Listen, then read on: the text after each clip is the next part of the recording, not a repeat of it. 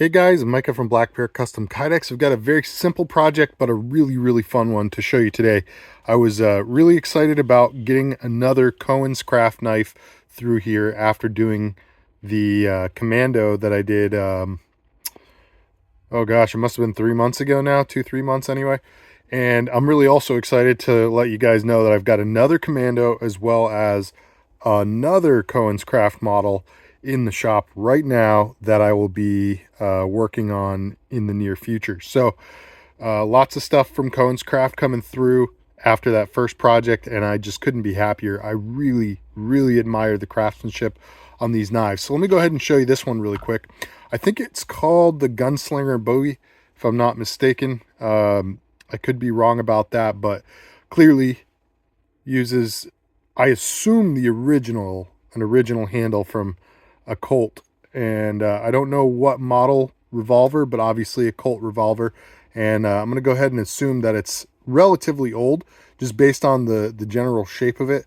Again, I'm no expert on antique weaponry or anything like that, but this does seem to be a bit of a timepiece. So I'm pretty stoked about this. It's really cool design, and just beautiful craftsmanship on the blade itself.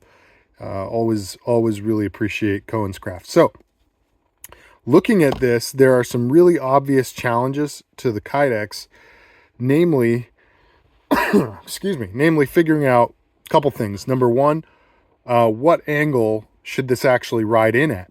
And my thought was kind of like, take the average of the top and the bottom of this and try to consider that a straight line between essentially the center of the handle and the center. Oh, you know what? I shouldn't even say the center of the handle, because it's like, what angle would you consider?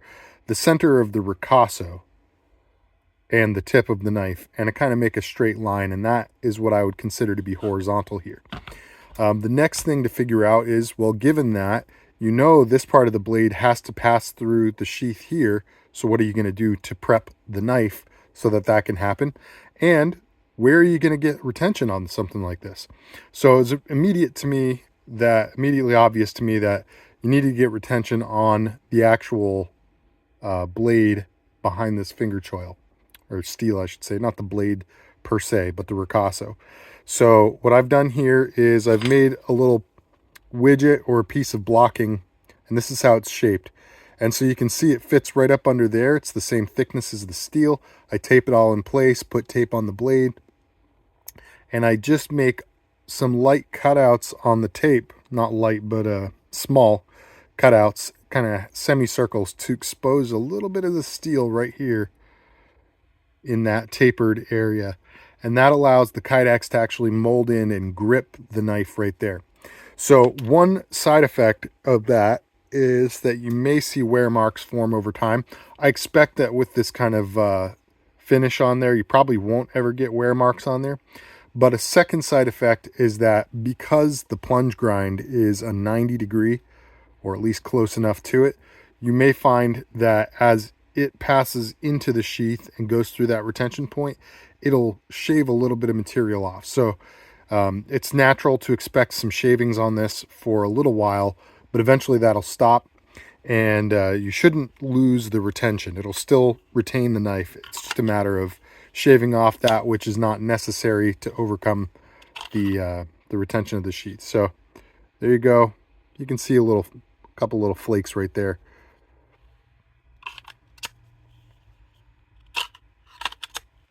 So the other thing that's important with this is, as you put it into the sheath, obviously you can't just go straight in like this, because the handle will collide with the top of the sheath. So you kind of have to go in from underneath, and that means that as you go in, it's going to be taking a little bit of a pivot motion like this. So you might feel just a touch of like scraping inside, and that's where the tip of it is maybe hitting somewhere along the crease of the Kydex on the inside here before it seats. And that's totally natural, totally normal, and there's nothing wrong with that. I've tried to angle it such that there would be very minimal scraping as it goes in and does that, but nevertheless, it's probably going to be there. So just be aware of that. The retention on this, excuse me, is quite good, and there's no rattle. You can also pretty much get a ballistic draw. It's a little difficult because of the angle of it and where the ulti-clip sits. But if you back your hand out just a little bit, or maybe get the angle just a little different, you can play around with different options that give you different draw results. But this is going to be an inside the pocket sheath, and if the ulti-clip didn't signify that to you, that's generally what I recommend ulti-clips for. They're great inside the waistband as well, but I tend to only personally use them inside the pocket. Now, my reasoning for it is that first off, there's no other option for inside the pocket as far as I'm concerned. I mean, DCC clips are pretty decent because they'll grip onto fabric a little bit, but this is the only one that'll actually anchor to the fabric.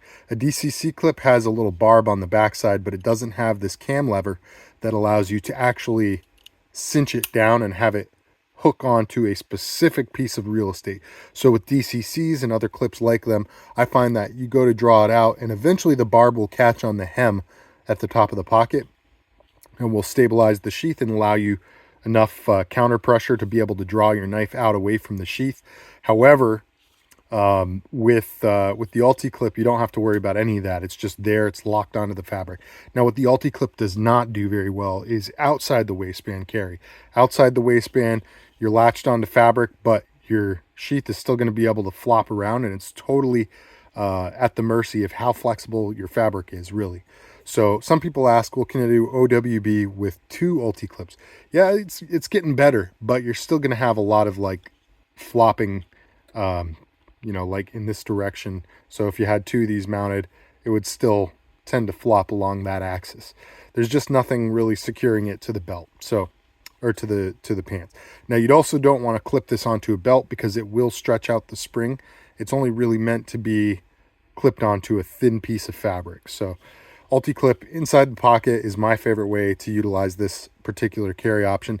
Inside the waistband, it's also fine, but I have found that these actually start to rust pretty quick, and you do get a lot of condensation buildup from your body temperature inside the waistband. So I would advise against it. All right, so really nice draw, nice resheath, a little bit of a click, excellent retention, and obviously we've got leather over Kydex. So let's take a quick look at that. My customer Philip up in I believe Prince Edward Island asked me to line this in leather. Not line it usually means the inside, but over mold leather over the Kydex. That's what I've done here. This is beautiful full grain leather that I have custom dyed and waterproofed myself with mink oil paste. And then this one, obviously the sheath itself is black, but I thought we have to add a plate to get the ulti-clip to carry the way it does. And so I might as well do a couple things. Number one, make everything symmetrical so that this will fit on both sides of the sheath, so you can carry this ambidextrously, no issues at all. And number two, maybe color it brown so that there's just a little bit of a tie-in to the handle color and just get a little bit of contrast on there. I think this looks really, really nice. The 2 colors against each other, I'm a huge fan, but let me know what you guys think in the comments down below. Now, if you do decide, Philip, to switch this over to left hand, I've tried to set it up such that you can take the screws out and just, you don't even have to remove the ulti-clip. You can just take this plate, turn the sheath like that, and set it right back down and just replace the screws and the rubber washers in between and all that good stuff.